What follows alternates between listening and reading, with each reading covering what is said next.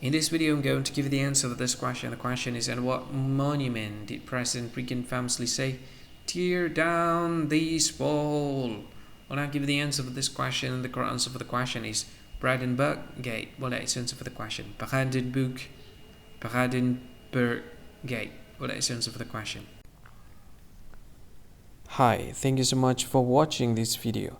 If you find this video is very useful, you can help this channel to grow by subscribing this channel. Click this subscribe button and don't forget to like this video. And if you find this video is not really good, or you don't really like this video, or you kind of feel that it's a little bit offensive or something like that, you can click this one, dislike button. You can do that anyway.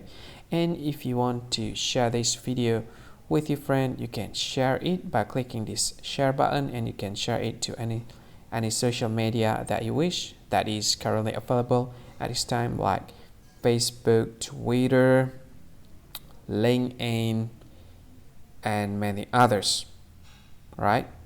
And if you want to add this video to your playlist, you can click this one. You can watch this video later, and you can find more options by clicking these three dots. And yeah, don't forget to subscribe. I think that's all of it. Thank you so much for watching this video, and see you again in another video. Bye bye. See you again.